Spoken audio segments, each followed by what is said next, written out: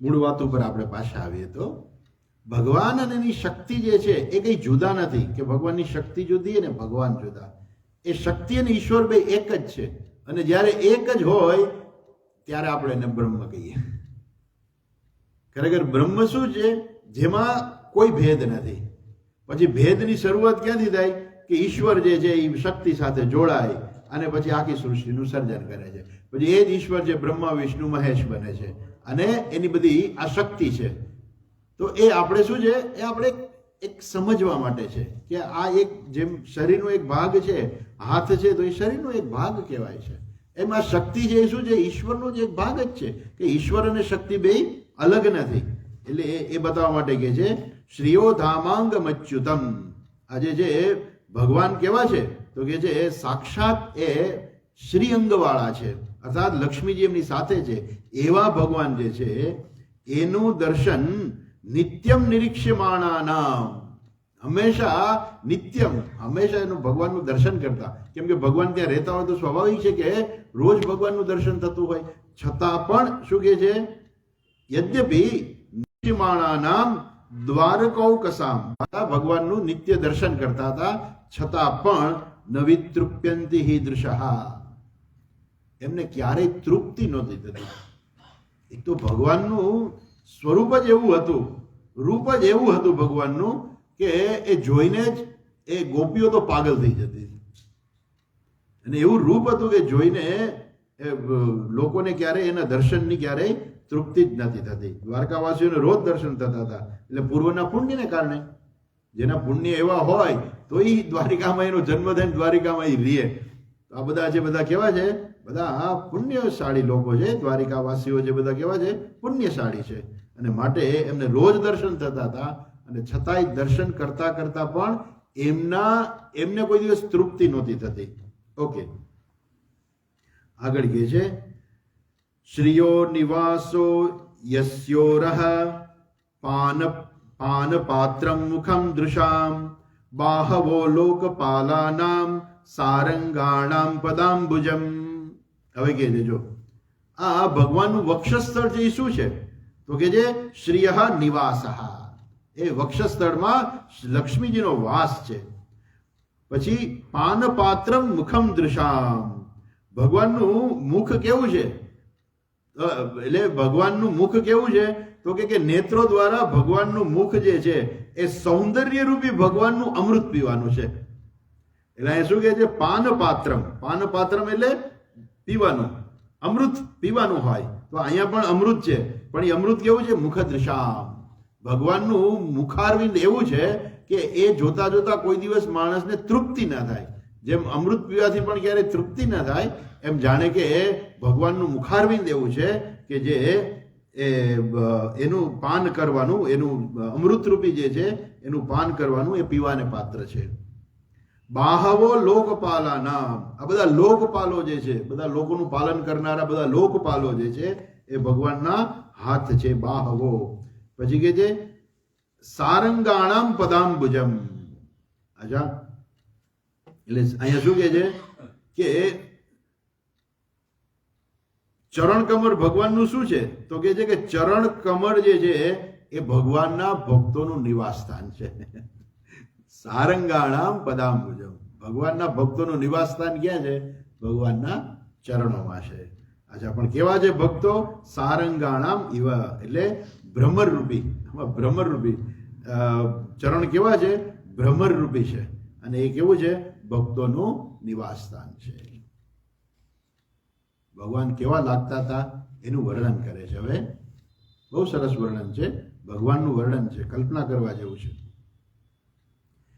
સિતાતપત્ર વ્યજનૈરુપસ્કૃતઃ પ્રસૂન વર્ષૈરભિવર્ષિતઃ પથી પિશંગવાસા વનમાલયા બભૌ ઘનો યથાર્કોડુપચાપ વિદ્યુતૈઃ. ભગવાન આવા શોભતા હતા. કેવા શોભતા હતા? તો કે છે પીત વસુન પિશંગ વાસા, વાસા એટલે વસ્ત્ર ને પિશંગ એટલે પીળું. ભગવાનનું વસ્ત્ર કેવું છે? પિતાંબરધારી છે. વનમાલયા બભૌ, વનમાળાથી જે છે ભગવાન શોભતા હતા. પછી અહીંયા કહે છે કે કેવા ભગવાન શોભતા હતા, તો એક ઉદાહરણ આપે છે. કેવું ઉદાહરણ આપે છે? ઘનો યથાર્કો ડુપચાત વૈદ્યુતૈ. ઘનઃ જેવી રીતે મેઘ જે છે યથાર્કો ડુપચાપ વૈદ્યુતૈ, જેવી રીતે ચોમાસું હોય અને એકદમ કાળું ડિબાંગ વાદળું હોય. સમય કેવો હોય? સાંજનો સમય હોય. અને એ સમયે થાય શું કે થોડાક સમય પહેલા વરસાદ પડ્યો હોય એટલે મેઘધનુષ્ય દેખાતું હોય, સૂર્ય પણ દેખાતો હોય અને ચંદ્ર પણ હોય. સૂર્ય, ચંદ્ર, મેઘધનુષ્ય અને વૈદ્યુતૈ અને વિદ્યુત, એટલે એ જે મેઘ હોય એમાં વીજળીના ચમકારા થતા હોય. એ મેઘ જે છે એ કેવો લોકોને જોવો ગમે. આવું વાતાવરણ હોય તો એ સમયે લોકોને કેવું આમ મેઘ જે છે એને જોવો ગમે. એવું કંઈ કહે છે કે ભગવાન છે કે જેવી રીતે સૂર્ય, ચંદ્ર, નક્ષત્રો, મેઘધનુષ્ય અને વીજળીના તેજથી જે છે જેમ મેઘ શોભે એ જ રીતે ભગવાન કેવા છે? સિતાત પત્ર વ્યજનૈર ઉપસ્કૃતઃ. સિતાત પત્ર, સિતાત એટલે સફેદ, શ્વેત છત્ર. ભગવાને કેવું છે? શ્વેત છત્ર. કોઈ લઈને ઊભું છે, અર્જુન તો પાછો જતો રહ્યો, એ વખતે બોલું એને પકડેલું હતું, પણ કદાચ એ જ શ્વેત છત્ર છે એ અર્જુને મોકલી દીધું હશે અને અહીંયા કોઈ પકડેલું હશે. એટલે કે જે શ્વેત છત્ર જેમ શોભે છે એમ અને ભગવાન શોભી રહ્યા છે. અને શ્વેત છત્રની અંદર પાછા કે છે શ્વેત સિતાત પત્ર વ્યજનૈ ઉપસ્કૃતઃ. બીજા બે લોકો કોઈ છે આજુબાજુમાં કે જે ભગવાનને ચામરથી હવા નાખે છે. ચામર, વ્યજન એટલે ચામર, ચામરથી હવા નાખે છે. પ્રસૂન વર્ષૈ રભિવર્ષિતઃ પતિ. ભગવાન જ્યાં હાલે છે ત્યાં શું છે? એ બધા માર્ગની અંદર ઉપરથી પુષ્પોની વૃષ્ટિ કરેલી છે. એટલે માર્ગો ઉપર પણ કેવું છે? નીચે જરાય ધૂળ નથી. આમ તો સાફ કરેલા જ રસ્તા હતા, આપણે આગળ પણ જોયું, રસ્તા બધા સાફ કરેલા જ હતા, પણ ઉપરથી પુષ્પોની એટલી બધી વૃષ્ટિ કરી કે નીચે જે આખો માર્ગ જે છે એ ફૂલોથી ભરાઈ ગયો. અને એ જે છે એ સમયે ભગવાન વનમાળા ભગવાને ગળામાં ધારણ કરેલી હતી, પીળું પીતાંબર પહેરેલું હતું અને ભગવાનનું જે રૂપ જે છે એ અત્યંત દર્શનીય હતું. ભગવાન અત્યંત શોભાયમાન હતા. હવે ભગવાનનું આવી ગયું. હવે ભગવાને પ્રવેશ કર્યો. સૌથી પહેલા વહેલા ક્યાં ગયા? પોતાના મહેલમાં ગયા તો પહેલા વહેલા ક્યાં ગયા? બહુ સરસ શ્લોક છે અહીંયા.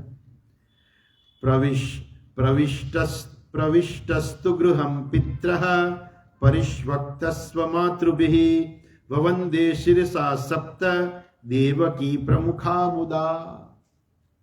ભગવાન પહેલા ક્યાં જાય છે? સૌથી પહેલા વહેલા માતા પિતાને મળવા જાય છે. પેલા પત્નીઓને મળવા નથી જતા, બાળકોને મળવા નથી જતા. રસ્તામાં તો બધા જે લોકો આવ્યા એનું ભગવાને એનું સન્માન કરી દીધું રસ્તામાં જ. પણ ભગવાન પોતે પહેલા વહેલા કોને મળવા જાય છે? તો કે માતા પિતાને મળવા જાય છે. એ આપણા શાસ્ત્રની અંદર કહ્યું છે ને કે માતૃદેવો ભવ પિતૃદેવો ભવ.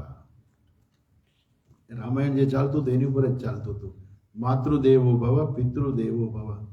રાજકોટમાં જે વૃદ્ધાશ્રમ બની રહ્યું છે એ 5000 વૃદ્ધો માટે રહેવાની વ્યવસ્થા છે. અને એવા વૃદ્ધો કે જે ગરીબ હોય, કોઈ શાકભાજીવાળા હોય, કોઈ રિક્ષા ચલાવવાવાળા હોય, કે હવે એનું કોઈ છે નહીં, ભલે એની પરિસ્થિતિ ગમે એવી હોય, ત્યાં સુધી કે અત્યારે જે કંઈક 500 વૃદ્ધો છે એમાંથી 200 વૃદ્ધો એવા છે કે એના ડાયપર બદલવા પડે છે. એ સાવ બેડ રેસ્ટ છે, પણ એની સેવા કરે છે લોકો. એટલે આપણી પરંપરામાં, આપણા ધર્મની અંદર એ સૌથી વધારે જે માન આપ્યું હોય તો માતૃદેવો ભવ પિતૃદેવો ભવ. જ્યારે તૈત્રીય ઉપનિષદની અંદર પણ આવે છે, જ્યારે શિષ્ય જે છે એ ભણીને જાય છે તો વેદ બધું ભણીને જાય છે, ત્યારે એને ઉપદેશ આપે છે કે જ્યાં માતૃદેવો ભવ પિતૃદેવો ભવ, આચાર્ય દેવો ભવ અતિથિ દેવો ભવ. આ તારું જીવન આવું તું રાખજે કે માતા પિતાને દેવની જેમ તું એની પૂજા કરજે. આજે આપણા સમાજમાં આ જરાક બહુ અઘરું પડી જાય છે. અત્યારનો જે સમાજ જે છે, ઘણા લોકો માતા પિતાની સેવા કરે છે, એની ના નહીં, પણ છતાંય ઘણા લોકો એવા છે. હું પોતે ભલે મને કોઈ કાઢી નહોતો મૂક્યો, પણ હું પોતે 6 વર્ષ સુધી વૃદ્ધાશ્રમમાં રહ્યો. 6 વર્ષ સુધી મને એ બધાની જે આંતરિક પીડા જે છે ને, આંતરિક પીડા એ બધાની મેં સાંભળેલી છે. બધાને વ્યવસ્થિત રીતે એક એક કરીને શાંતિથી મળતો, અને બધા લોકો મને જે વાત કરતા હતા કે શું એ લોકોની પરિસ્થિતિ જાય છે. લોકો માતા પિતાનું ધ્યાન નથી રાખતા, અને પછી એ લોકોની હાલત કેવી થઈ જાય છે કે એ જે છે એને પછી એના કરેલા કર્મના ફળ એને ભોગવવા જ પડે. માતા પિતાને દુઃખી કરીને પોતે જો સુખી રહેતા હોય તો એને કરેલા કર્મના ફળ એને ભવિષ્યમાં ભોગવવા જ પડે. એક ડૉક્ટર હતા, એ કહેતા હતા મને કે સ્વામીજી મારી પાસે ડૉક્ટર હતા, એટલે એને કોઈ પેન્શન આવતું નહોતું. સ્વામીજી મારી બધી મૂડી જે છે ને મેં મારા દીકરાને ભણાવવામાં વાપરી નાખી. હવે મારી પાસે કાંઈ નથી, મારા દીકરાએ મને કાઢી મૂક્યો છે. એ વૃદ્ધાશ્રમમાં રહે છે. એને રહેવાના પૈસા કોક બીજા ભરે, કે ફ્રીમાં નહોતું એટલે એને રહેવાના પૈસા કોક બીજું ભરતું હતું. એટલે કેવી પરિસ્થિતિ આવી જાય છે માણસની. એટલે આપણા શાસ્ત્રમાં ખાસ ભાર દઈને કહ્યું છે કે માતૃદેવો ભવ પિતૃદેવો ભવ. જે મા બાપે બાળકો નાના હોય ત્યારે કેવું એનું ધ્યાન રાખી અને એને કેવા મોટા કરે છે, અને મોટા થઈને બાળકો માતા પિતાને પછી તિરસ્કૃત કરી દે છે. મોટા થાય બરોબર છે, માતા પિતા મોટા થાય, ઉંમર મોટી થાય, એમ સ્વભાવ ભલે ગમે એવો થઈ જાય, પણ એ માતા પિતાનો ત્યાગ ક્યારેય ના કરાય. અને પેલા એક કિસ્સો આવ્યો હતો, એની અંદર હતું કે પેલા બાપુજી, આપણે જો કે એની ચર્ચા કરી છે કે બાપુજી જે છે એ એરપોર્ટ ઉપર હતા, ત્યારે એ શોધ કરતા હતા કે ભાઈ મારો દીકરો ક્યાંય ગયો. પછી પેલા લોકોએ પૂછ્યું તમારા દીકરાનું નામ શું છે, આપો તો ખરા. દીકરાનું નામ પૂછ્યું કે તમારો દીકરો તો એ તો ફ્લાઇટમાં જતો રહ્યો. એ છોકરો આવ્યો તો કેવી રીતે? તો કે બાપુજી પાસે આવ્યો, અને જે મિલકત હતી બાપુજીને કીધું કે હાલો આપણે જવું છે, હું તમને તેડવા આવ્યો છું, એટલે હવે બધું અહીંથી પૂરું કરી નાખો તમે, હવે પછી કાંઈ આપણે પાછા નહીં આવીએ. એટલે બાપુજીને એમ કે મને મારો દીકરો મને લેવા આવ્યો છે. અને પછી એ બધી મિલકત વેચી નાખી, પૈસા બધા દીકરાને આપી દીધા, કેવું કે હાલો આપણે જવું છે, હાલો આપણે એરપોર્ટ જઈએ છીએ. એરપોર્ટ ગયા, બધા સાથે જ રહ્યા છેક સુધી, જાણે કે ખરેખર 2 જણા સાથે જાય છે એવી જ રીતે. પણ જેવો ફ્લાઇટનો ટાઈમ થયો એટલે દીકરો જે છે એનાથી આગો જતો રહ્યો અને ફ્લાઇટમાં જતો રહ્યો, બાપાને મૂકી જતો રહ્યો. બાપાની ટિકિટ જ નહોતી લીધી, બાપા પાસે કાંઈ ના રહ્યું, બિચારા સાવ એકલા પડી ગયા. કેવા સંતાનો આજે થતા હોય છે, આપણને દુઃખ લાગે. એટલા માટે આપણા શાસ્ત્રમાં કહ્યું છે કે માતૃદેવો ભવ પિતૃદેવો ભવ. કેમ કે એને કેટલી બધી આશા રાખી હોય. બાળક નાનું હોય ત્યારે માતા પિતા બાળકને મોટું કરે ત્યારે કેટલી આશા હોય કે મારો દીકરો મોટો થઈને મારું ધ્યાન રાખશે. પણ એ દીકરાઓ જે છે આજકાલ એવા થઈ જાય છે કે આપણને બહુ આમ જેને કહેવાય ને કે આપણે એના વિશે વાત કરતા આપણને સંકોચ થાય કે માતા પિતાનું ધ્યાન નથી રાખે. સાક્ષાત ભગવાન પોતે, ભગવાનને એવી ખબર નથી કે મને હું ભગવાન નથી, ભગવાન ભૂલી નથી ગયા કે હું ભગવાન છું, એવું ભગવાન ભૂલી નથી ગયા. ભગવાનને ખબર છે કે હું કોણ છું. અર્જુનને દેખાડી દીધું હતું વિશ્વરૂપ દર્શન કરીને કે તું જો હું કોણ છું. આ બધાને મેં મારી જ નાખ્યા છે, ભીષ્મ ને દ્રોણ ને હેતાન હતાંશ, આ બધાને મેં હણી જ નાખ્યા છે.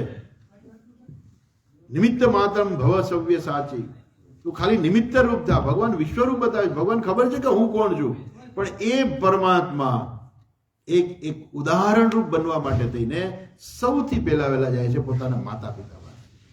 એટલે શું કે છે જો પ્રવિષ્ટસ્તુ ગૃહમ પિત્રોહો, એ પણ બહુ સરસ છે કે માતા પિતાનું જે મહેલ છે એમાં એને પહેલા પ્રવેશ કર્યો. આજે ઘણા લોકો એવું કહે, કોઈને પૂછે ને કે ભાઈ ક્યાં તમે રહ્યો છો ને શું કરો છો ને કેમ છે ને બધું કહે, એટલે એ એમ કે હું અહીંયા રહું છું અને મારા માતા પિતા મારી સાથે રહે છે. એમ બીજો દીકરો છે પણ એની મારા માતા પિતા મારી સાથે રહે છે. એમ એ જો કદાચ એનામાં એવી ભાવના નહીં હોય, પણ શબ્દ બોલવામાં ફેર છે. એને એવું કેવું છે કે હું માતા પિતા સાથે રહું છું, એને ભલે કે માતા પિતા મારી સાથે રહે છે. એ બતાવે છે કે એનામાં જે ભેદ ભાવના જે છે અથવા તો બોલવાની, ભલે એનામાં કદાચ એવી ભાવના પણ ના હોય, પણ બોલવામાં અમુક જગ્યાએ ધ્યાન રાખવું જોઈએ કે આપણે શું બોલીએ છીએ ને એનો શું અર્થ થઈ શકે છે. એટલે એ છોકરો એવું કહે કે માતા પિતા પણ મારી સાથે રહે છે, એટલે જાણે કે માતા પિતા ઉપર ઉપકાર કરતો હોય એવી રીતે. માતા પિતા પણ મારી સાથે રહે છે, જાણે ઉપકાર કરતો હોય. હું માતા પિતા સાથે રહું છું, ખરેખર તારી ઉપર માતા પિતાનું ઋણ છે, તું ચૂકવ. માતૃ ઋણ પિતૃ ઋણ છે, ચૂકવવું પડે માણસે. કેમ કે માતા પિતા એને મોટો કર્યો છે, બાળકને કેટલું એને સહન કર્યું છે. એ જે સહન કર્યું હોય ને એનું કોઈથી વર્ણન ના થઈ શકે. માતા પિતાએ બાળકને મોટો કરવા માટે થઈને કેટલું સહન કર્યું છે એનું કોઈ વર્ણન જ ના કરી શકે. એનીવે એનો જે છે ક્યારે કોઈ માણસ માતા પિતાનું જે છે ને ઋણ ક્યારે ખરેખર તો ચૂકવી જ ના શકે. અહીંયા ભગવાન પણ જે છે એ શું કરે છે, સૌથી પહેલા એ માતા પિતા પાસે જાય છે. પ્રવિષ્ટસ્તુ ગૃહમ પિત્રોહો પરિષ્વક્તસ્વ માતૃભિઃ. માતા પિતાના ઘરમાં પ્રવેશ કર્યો અને એને પ્રણામ કર્યા. વવંદે શિરસા, એમણે શિરસા માથું નમાવીને એને વંદન કર્યા. સપ્ત દેવકી પ્રમુખા મુદા. એવું કહેવાય છે કે વસુદેવજીને 7 પત્નીઓ હતી. એ 7 એટલે ભલે પોતાની સગીમાં તો દેવકી હોય, બીજી જે એની ભલે સગીમાં ના હોય તો પણ એણે એ 7 માતાઓને પ્રણામ કર્યા. અચ્છા, અને માથું નમાવીને આનંદપૂર્વક એમણે પ્રણામ કર્યા. તમે જો રામાયણની અંદર બહુ સરસ આવે છે. રામાયણની અંદર કૈકેયી અને રામ, ભલે કૈકેયીમાં જે રામની જે બીજી માં હતી ને, બરોબર, સગી માં નહોતી કૈકેયી, પણ એના વચ્ચે એટલો પ્રેમ બતાવ્યો છે કે કૈકેયી એવું કહેતી હતી કે કૌશલ્યા કરતા રામ મને વધારે પ્રેમ કરે છે, અને રામ એવું કહે છે કે મને કૌશલ્યા કરતા મને કૈકેયી મને વધારે પ્રિય છે. બહુ ખરેખર રામાયણ તો જબરજસ્ત છે. પાછા આવીએ તો ભગવાને માતા પિતાને વંદન કર્યા અને હવે શું કહે છે, માતા પિતાએ એમને આશીર્વાદ આપ્યા. તા પુત્ર પંકમારોપ્ય સ્નેહ સ્નૂક્ત પયોધરાઃ હર્ષ વિહ્વલિતાત્માનઃ શિશિશ્ચુર નેત્ર જય જલૈઃ. માતા પિતાએ જે છે હર્ષથી, એકદમ પ્રેમથી, કે માતા પિતાને કેટલો આનંદ થાય કે મારો દીકરો આજ કેવો છે, ભારત વર્ષની અંદર સૌથી શ્રેષ્ઠ છે, તો મારો દીકરો જે અમે ભગવાને તો માતા પિતાને એક વખત ચતુર્ભુજ દર્શન આપ્યા હતા. જ્યારે જન્મ થયો ભગવાનનો, બાળક રૂપે જ્યારે જન્મ થયો ત્યારે ભગવાને એ દેવકી અને વસુદેવજીને ચતુર્ભુજ રૂપે દર્શન આપેલા. એટલે એને ખબર હતી કે મારો દીકરો જે તો ભગવાન છે, અને ભગવાન પોતાનો દીકરો જે છે એ આવીને પગે લાગે એટલે મા અને પિતાજી છે બે કેવા ભાવ વિભોર થઈ જાય. એ કહે છે કે એની મા જે છે અત્યંત, માતાઓ જે છે અત્યંત ભાવ વિભોર થઈ ગઈ અને એ ખોળામાં બેસાડી, ભગવાનને ખોળામાં બેસાડી અને એને અશ્રુથી અભિષેક કર્યો. એની આંખમાં પાણી આવી ગયા. અચ્છા, અને પછી જે છે હવે ભગવાન જે છે, હવે આ બધું માતા પિતાને મળી લીધું અને હવે ભગવાન એ પોતાની પત્નીઓને મળવા માટે જાય છે. એના માટે કે છે અથા વિશત્સ્વ ભવનમ સર્વ કામમુત્તમમ પ્રાસાદાયત્ર પત્નીનામ સહસ્રાણિ ચ ષોડશ. સહસ્રાણિ ચ ષોડશ, ષોડશ એટલે 16, સહસ્રાણી એટલે 1000, 16,000. એ ખાલી ટૂંકમાં જ કીધું છે 16,000. કેમ? 108 જે છે તો એ નાની સંખ્યા કહેવાય ને.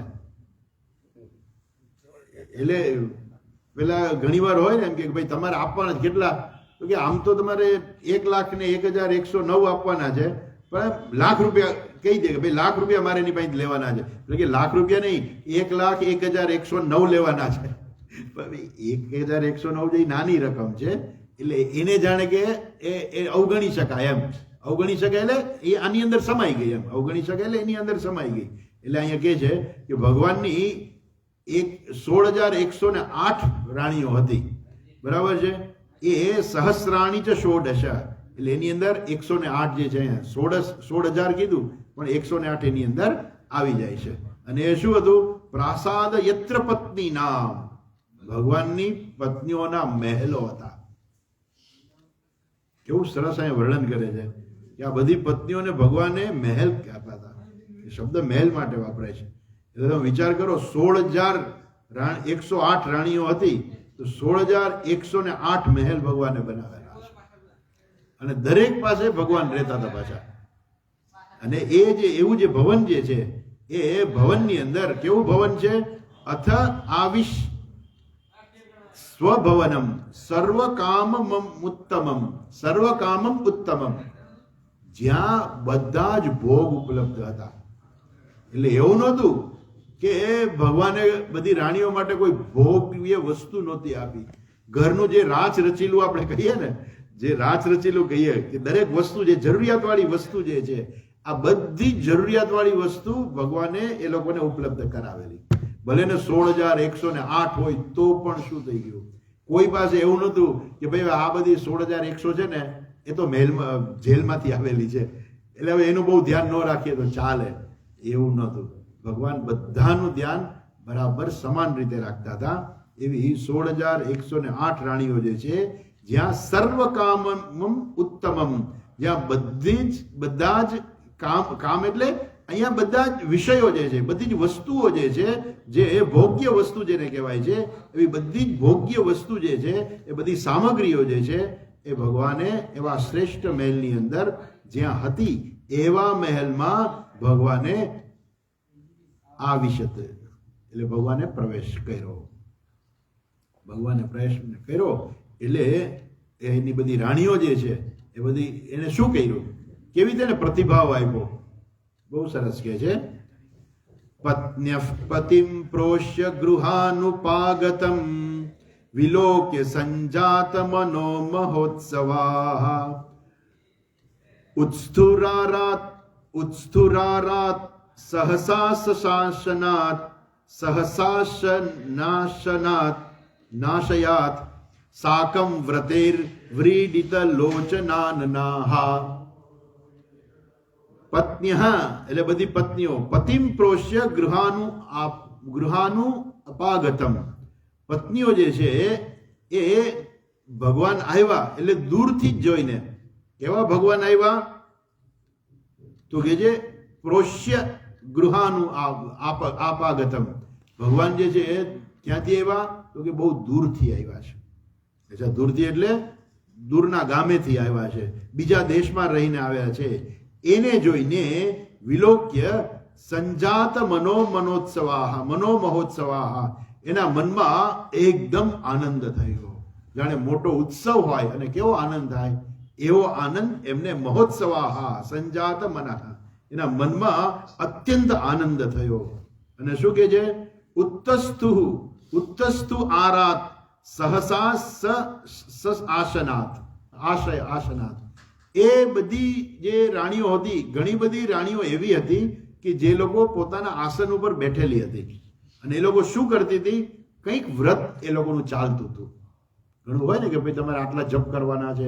આ બધી રાણીઓ હતી એ તો પૂર્વજન્મની કેવી પવિત્ર અને ભગવાનની ઉપાસના કરેલી એ બધી સ્ત્રીઓ હશે કે જેથી આ જન્મમાં એ ભગવાનની પત્ની બની. પૂર્વજન્મની કેટલીની તપશ્ચર્યા હશે.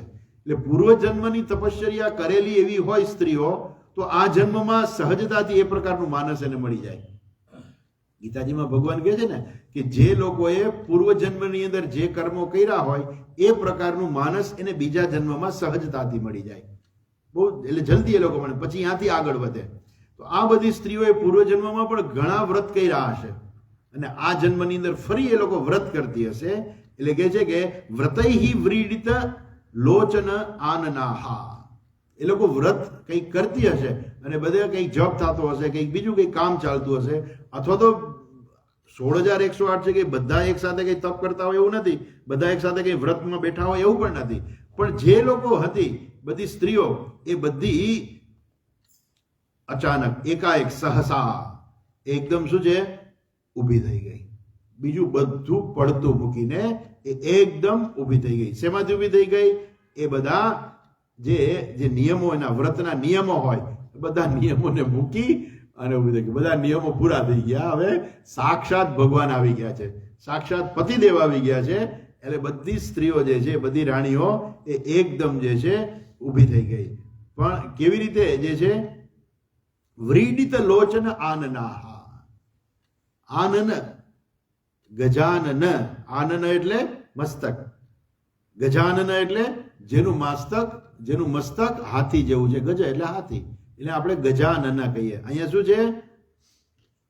વ્રીડિત લોચન આનનાહા. એની આંખમાં કેવી છે? એની આંખમાં લજ્જા છે, શરમ છે. અચ્છા, એ સ્ત્રીનું એક છે ને, એને શું કહે? સ્ત્રીનું એક ઘરેણું છે. લજ્જા છે એ શું છે? સ્ત્રીનું ઘરેણું છે. અને જે સ્ત્રી લજ્જાથી જો જીવન જીવતી હોય તો એ જાણે કે એનું ઘરેણું છે. એ બહુ એમ જેને કહેવાય ને કે એ પોતાનું જીવન બરાબર છે. ઓકે, તો આવી બધી જે સ્ત્રીઓ જે છે એની આંખમાં લજ્જા છે અને એકદમ ઊભી થઈ ગઈ. અને એના બધા જે વ્રત નિયમો જે છે એ બધા મૂકી અને એકાએક એ બધી સ્ત્રીઓ જે છે ઊભી થઈ ગઈ. પત્ન્યઃ પતિમ પ્રોષ્ય ગૃહાનુપાગતમ. આ બધી સ્ત્રીઓ જે છે એના પતિને દૂરના દેશમાંથી આવેલા જોઈને, એ બધી વિલોક્ય જોઈને, સંજાત મનોમહોત્સવાહા, એના મનમાં અત્યંત આનંદ થયો. અને ઉતસ્તુરારાત સહસા આશયાત. એ જે છે પોતાના આસન ઉપરથી એકદમ ઊભી થઈ ગઈ અને એ બધા નિયમો જે છે ઊભી થઈ ગઈ. અને એના નેત્રોમાં જે છે કેવી છે? નેત્રોમાં લજ્જા, એના મોઢા ઉપરથી લજ્જા દેખાતી હતી. એવું એનું મસ્તક હતું. ઓકે, આગળ જોઈએ. હવે આગળ કહે છે કે ભગવાને શું કર્યું ને એ લોકોએ શું કર્યું. તમાત્મજૈર દ્રષ્ટિભી રંતરાત્મના દુરંત ભાવા પરિરેભિરે પતિમ નિરુદ્ધમપ્યાસ્ર વદાંબુ નેત્રયોઃ વિલજ્જિતાનામ ભૃગુવર્ય વૈક્લવાત. ભૃગુવર્ય, હે ભૃગુવર્ય. સુતજી કહે છે શૌનકજીને, હે ભૃગુવર્ય, આ બધી સ્ત્રી કેવી હતી? તો કે છે કે એ સ્ત્રીઓને ભગવાન પ્રત્યે કેવી છે? અગાધ પ્રેમ હતો, ઊંડો પ્રેમ હતો. અગાધ એટલે ઊંડો પ્રેમ હતો. અને એને શું કર્યું? ભગવાન તો દૂર હતા, કારણ કે બધાને એક સાથે તો ના મળી શકાય, બરાબર છે. પછી ભગવાન જુદા જુદા રૂપ લઈને બધી રાણીઓ સાથે રહે છે. પણ અત્યારે તો ભગવાન આવ્યા એટલે એ બધી સ્ત્રીઓ ઊભી થઈ ગઈ. અને દૂરથી જ એણે શું કર્યું? દૂરથી જે કહે છે અહીંયા, એ દૂરથી જ એણે હૃદયથી ભગવાનને આલિંગન કર્યું. ભગવાનના દર્શન થયા એટલે દ્રષ્ટિથી એણે ભગવાનને આલિંગન કર્યું. અને જેવા ભગવાન નજીક આવ્યા ત્યારે એણે શું કર્યું? તો કે છે નિરુદ્ધમપ્યાસ્ત્ર વદાંબુ નેત્રયોઃ વિલજ્જતિ ભૃગુવર્ય વૈક્લવાત. એ લોકોએ શું કર્યું? આત્મજા દ્રષ્ટિ. એને શું કર્યું? પોતાના જે દીકરા, આટલી બધી રાણીઓ હતી તો એના કેટલા બધા દીકરાઓ હોય ને, તો બધી રાણીઓએ શું કર્યું? ભગવાનને એનો દીકરો, પોતાનો દીકરો હોય ને ભગવાનને આપ્યો. સ્વાભાવિક છે કે પોતાનું નાનું બાળક હોય અને એ કેમ એને ગમે એમ એ લોકોએ પોતાના પુત્રોને ભગવાનની સાથે લગાડી દીધા. અને એના બહાને એને શું કર્યું? ભગવાનનો સ્પર્શ કર્યો આ રીતે. અચ્છા, એટલે અને બીજું કે આમ તો રડવાનું ના હોય, કે ભગવાન આવ્યો તો રડવાનું હોય, છતાં પણ ભગવાનને જોઈને એની આંખમાં આંસુ આવી ગયા. વૈક્લવાત એટલે છતાંય સરી પડ્યા આંસુ જે છે. નેત્રયોઃ વિલજ્જતી નામ વૈક્લવાત. એ જે છે એને લજ્જાથી એણે ભગવાનના દર્શન કર્યા, આલિંગન કર્યું. પણ આવી જે છે લજ્જા પામતી આ બધી સ્ત્રીઓ જે છે એની બંને આંખમાંથી, બંને આંખ કે છે, બંને નેત્રયોઃ એટલે બે આંખ, નેત્રયોહો, બંને આંખમાંથી આંસુ સરી પડ્યા.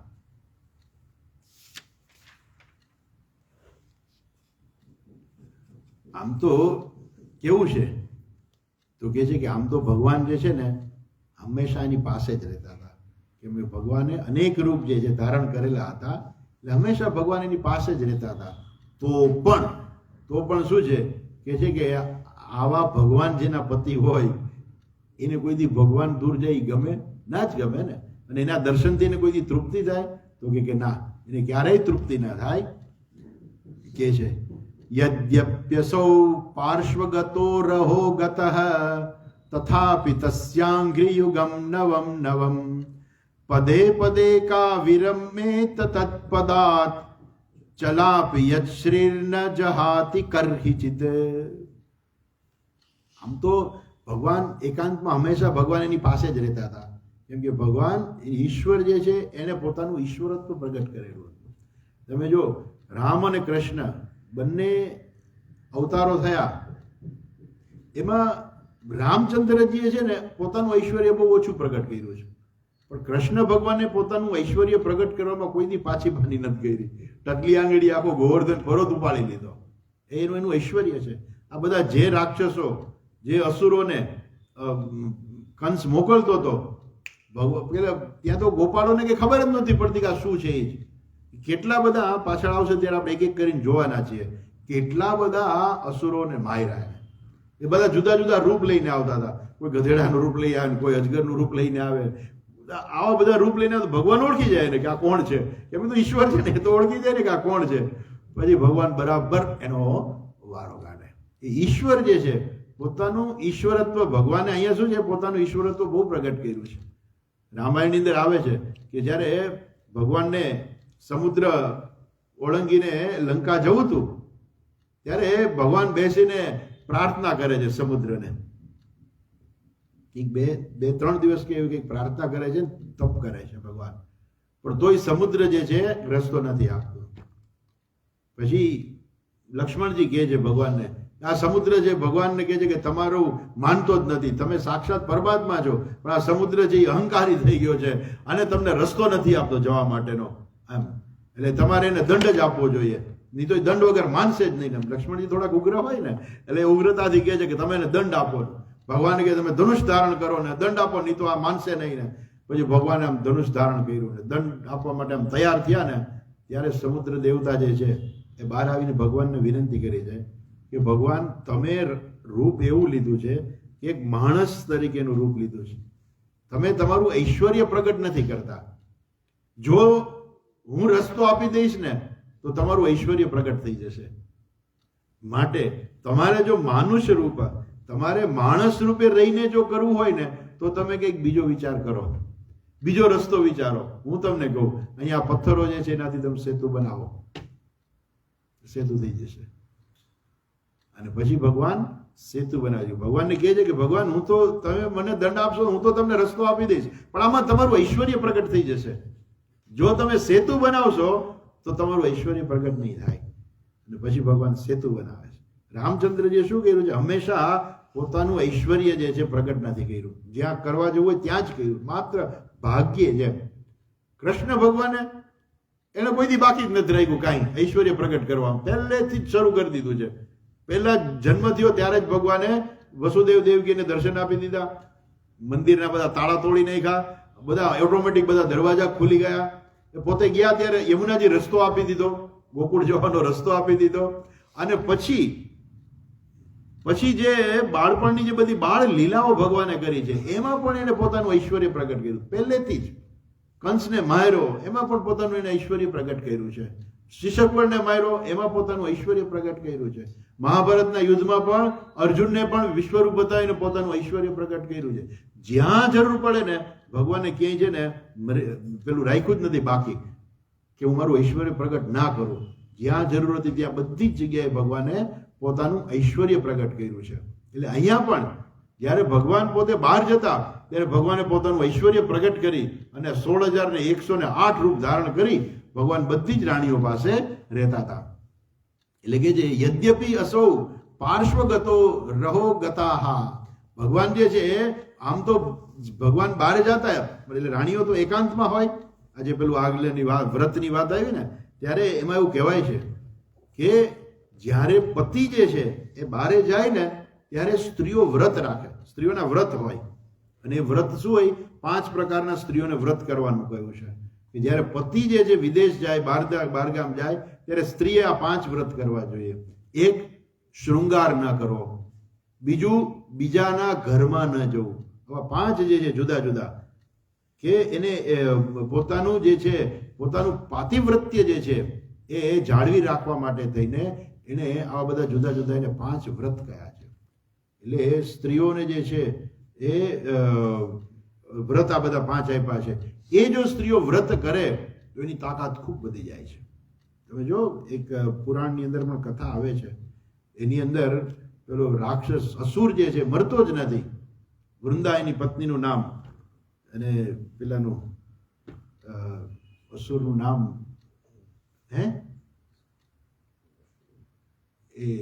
એને એ જે છે યુદ્ધ કરે છે દેવતાઓ સાથે, પણ એ મરતો જ નથી. ભગવાન પોતે આવે છે પણ તો પણ નથી મરતો. પછી કહે છે કે આ કેમ નથી મરતો? તો કે એની પત્ની જે છે વૃંદા, એનું પાતિવ્રત્ય એટલું છે કે એના પાતિવ્રત્યને કારણે આને કોઈ મારી નથી શકતો, આ અસુરને. અને પછી ભગવાને તો દેવતાઓને પેલું કરવાનું હતું, એના માટે રસ્તો સાફ કરવાનો હતો, અસુરને મારવાનો જ હતો. દેવતાનું રાજ્ય બધું લઈ લીધું હતું એટલે એને તો મારવાનો જ હતો. પછી ભગવાન, તમે વિચાર કરો કે એનું તપ કેવું હશે કે ભગવાન નથી મારી શકતા પેલાને, અસુરને. અને અસુરને મારવા માટે ભગવાન એના પતિનું રૂપ લઈને જાય છે અને પેલીનો તપોભંગ કરે છે. પરપુરુષનો સ્પર્શ છે એનો તપોભંગ થઈ જાય છે. એનો સ્પર્શ કરે છે, પેલાનો તપોભંગ થઈ ગયો અને એ અસુર જે છે મરાઈ ગયો. અને પછી એ વૃંદાને ખબર પડે છે કે અહીંયા વિષ્ણુ ભગવાને ચાલાકી કરી છે અને મારા પતિનું રૂપ લઈને આવ્યા અને મારું પતિવ્રત જે છે એનો ભંગ કર્યો. એટલે ભગવાન વિષ્ણુને એ શ્રાપ આપે છે વૃંદા કે જા તું પથ્થર બની જા, કાળો પથ્થર બની જા. એટલે આજે જે છે આપણે શાલિગ્રામ રૂપે આપણે એની પૂજા કરીએ છીએ ભગવાનની. એ વૃંદાએ આપેલો શ્રાપ છે. એટલે સ્ત્રીઓના આ બધા વ્રત જે છે કે એને કરવાના હોય. એટલે અહીંયા તો ભગવાને પોતાનું ઐશ્વર્ય પ્રગટ કર્યું છે. એટલે કે યદ્યપિ અસૌ પાર્શ્વગત રહોગત. ભગવાન જે છે જ્યારે આ બધી સ્ત્રીઓ એકાંતમાં હતી ત્યારે ભગવાન તો હંમેશાની પાસે જ રહેતા હતા, છતાં પણ શું છે ભગવાન આ સ્ત્રીઓને ભગવાનના ચરણો જે છે તથાપિ તસ્ય અંઘ્રિ યુગમ નવમ નવમ, છતાં રોજ ભગવાનના ચરણો જે છે ને નવા નવા જ લાગતા હતા. પદે પદે કા વિરમયેત તત્પદાત. એટલે એ જે છે એના પગલા જે છે એ ભગવાન, એ સ્ત્રીઓ જે છે પત્નીઓ જે છે એ ક્યારેય છોડવા માંગતી નહોતી. એમના ચલાપયત શ્રી ન જહાતી કરહિચિત, ન જહાતી, જહાતી એટલે છોડી દેવું, ન જહાતી, એ કોઈ ક્યારેય જે છે એને એ છોડતી નહોતી. અર્થાત એના ચરણ યુગલ જે છે ભગવાનને ક્યારેય છોડતી નહોતી અને એને ક્યારેય તૃપ્તિ થતી નહોતી. અચ્છા, હવે આગળ એક શ્લોક છે, આમ તો સમય થઈ ગયો છે, જરાક આપણે વાંચી લઈએ પછી વિસ્તાર ઓછું કાલે કરીશું. એવં નૃપાણામ ક્ષિતિભાર જન્મનામ અક્ષોહિણી વિસ્પરિવૃત્ત તેજસામ વિધાય વૈરમ શ્વસનો યથાનલમ મિથો વધેનો પરતો નિરાયુધ. કહે છે કે જેવી રીતે વાયુ જે છે એ શું કરે છે? તો કે વાયુ જે છે ને એનો ગુણ એવો છે કે વાયુ અને અગ્નિ, જે વાયુ જે છે જો અગ્નિ નાનકડો હોય ને તો એ વાયુ અગ્નિને ઠારી નાખે, અને મોટો હોય ને તો એને મદદરૂપ થાય. વાયુ એવું છે. એ વાયુને કારણે શું થાય છે, જ્યારે ઉનાળો હોય ત્યારે ઘાસ એકદમ સૂકું થઈ ગયું હોય, વાંસ જે એકદમ સૂકા થઈ ગયા હોય, અને એમાં પવન આવે ને એટલે એનું ઘર્ષણ થાય, ઘર્ષણ થાય ને એમાંથી અગ્નિ ઉત્પન્ન થાય, અને પેલું જે છે સૂકું ઘાસ હોય એ ફટાફટ બળવા માંડે, અને જેવું બળવા માંડે ને એટલે મોટો દાવાનળ લાગી જાય. એટલે આ કહે છે કે જેવી રીતે વાયુનું ઘર્ષણ થાય છે અને એમાંથી શું થાય છે, એમાંથી દાવાનળ ઉત્પન્ન થાય છે અને એને બાળી નાખે છે. એમ ભગવાને પણ શું કર્યું? ભગવાન ઉત્પન્ન થયા અને ભગવાને શું કર્યું? 18 અક્ષોહિણી સેના. ભગવાન હતા આગળ, ભગવાન ના હોત ને તો કદાચ મહાભારતનું યુદ્ધ ના થાત. ભગવાને નક્કી જ કર્યું હતું કે આ બધાને મારવા છે. આપણે આગળ ભાગવતમાં જોયું કે જ્યારે ભગવાને અર્જુનને કહ્યું કે અર્જુનને કહ્યું ભગવાનને કે ભગવાન તમે બે સેનાની વચ્ચે મારા રથને ઉભો રાખો. એટલે ભગવાને જ્યારે સેનાની સામું જોયું તો ભાગવતની અંદર આપણે જોયું ભગવાને શું કહ્યું? ભગવાને આંખ ફેરવી અને બધા યોદ્ધાઓનું આયુષ્ય હરી લીધું. અને એ જ વસ્તુ અહીં કહે છે કે આ પૃથ્વી માટે જે ભારરૂપ જે છે એવી અનેક અક્ષોહિણી સેનાઓ જે છે ભગવાન એનો વધ કરી નાખ્યો. ભગવાને એને ભગવાનનો પ્રભાવ જ એવો છે કે એ જે પાપીઓ જે છે એ ટકી ના શકે. ભલે એ પાપીઓ આવ્યા હોય ને ત્યારે એ પણ એના પોતાના કંઈક કર્મના ફળ લઈને આવ્યા હોય, એટલે એને એ કર્મના ફળ રૂપે એને થોડું ઘણું કદાચ સુખ પણ મળે, પરંતુ ભગવાન જે છે, ભગવાનનો જન્મ જે છે એ પાપીઓનો નાશ કરવા માટે થયો છે, અને પછી એ પાપીઓને મદદ કરનારા જે એ પણ એમાં આવી જાય. એટલે ભીષ્મ અને દ્રોણ ને બધા જે છે એમાં આવી ગયા, કેમ કે પાપીઓને મદદ કરનારા હતા. એટલે એ બધાનો જે છે ભગવાને 18 અક્ષોહિણી, એક અક્ષોહિણી એટલે મિનિમમ 2 લાખનું સૈન્ય થાય.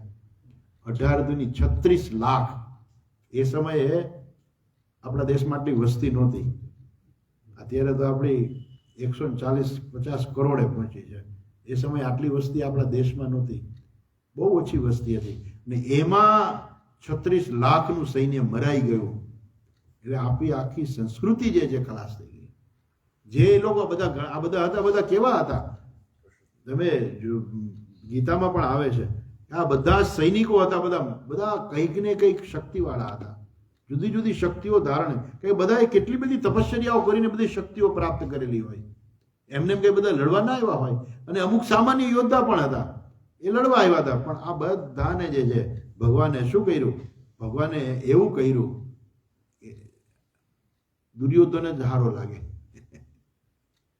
દુર્યોધન સારો લાગે એટલે લોકો દુર્યોધનને મદદ કરવા ગયા. આ બાજુ અમુકને પાંડવો સારા લાગે એટલે પાંડવોને મદદ કરવા આવ્યા, અને સરવાળે એ 18 અક્ષોહિણી જે છે એટલે ભગવાને એ મરાવી નાખી. 18 અક્ષોહિણી સેનાને ભગવાને ઉપર રહી જાતે માથે રહીને જ ભગવાને વધ કરાવ્યો છે. પણ કેવી રીતે? શસ્ત્ર વિના, કોઈ પણ પ્રકારના શસ્ત્ર વગર ભગવાને આ બધાનો વધ કરાવી નાખ્યો. કેમ? આ બધા અસુરો હતા અને એનો નાશ આવશ્યક હતો. વિશેષ ચર્ચા છે, આપણે કાલે જોઈશું. હરિઓમ. ઓમ પૂર્ણમદઃ પૂર્ણમિદં પૂર્ણાત પૂર્ણમુદચ્યતે પૂર્ણસ્ય પૂર્ણમાદાય પૂર્ણમેવાવશિષ્યતે.